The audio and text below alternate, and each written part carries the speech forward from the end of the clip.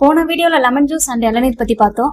இந்த வீடியோல கிச்சன்ல காமனா கிடைக்கக்கூடிய ஆர்ட் ஃப்ரெண்ட்லியான ஒரு ட்ரிங்க் பத்தி வாங்க ஆர்ட் டாக்ஸ்ல பார்க்கலாம்.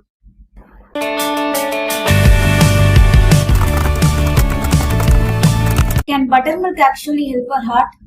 As far as cardiovascular health is concerned, buttermilk fermented milk னு சொல்லுவாங்க. அதுல கால்சியம், ப்ரோபயோட்டிக்ஸ், பயோஆக்டிவ் பெப்டைட்ஸ் இருக்கு.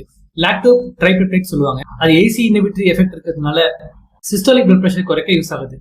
கட்டோட மைக்ரோபயோட்டாவை இம்ப்ரூவ் பண்ணுது. சில ஸ்டடீஸ்ல எல்டிஎல் கொலஸ்ட்ரால் குறைக்கணும்னு சொல்லியிருக்காங்க. மோர் நல்லா டேஸ்டா இருக்கணும்னு சால்ட் அதிகமா போட்டு குடிச்சிங்கன்னா பிபி குறைய எஃபெக்ட்ஸும் குறைஞ்சிரும். அதனால அளவோட எடுத்துக்கோங்க. So buttermilk isn't just refreshing. It helps to lower blood pressure and improve cholesterol. So next time when you drink buttermilk, you are not just cooling your body, you are actually supporting your heart too. முக்கியமான விஷயம் என்னன்னா, இது எல்லாமே வாட்டருக்கு substitute கிடையாது. ஒரு நாளைக்கு 2.5 to 3.5 liters of water adjusting to your heat exposure குடிக்கிறது நல்லது.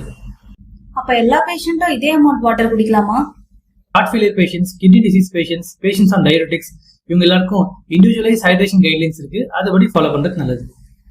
WHO ரெக்கமெண்டேஷன் படி எக்கச்சக்க வாட்டர் குடிக்காம ஸ்மால் ஃப்ரீக்வென்ட் வால்யூமா ஹைட்ரேட் பண்றது நல்லது.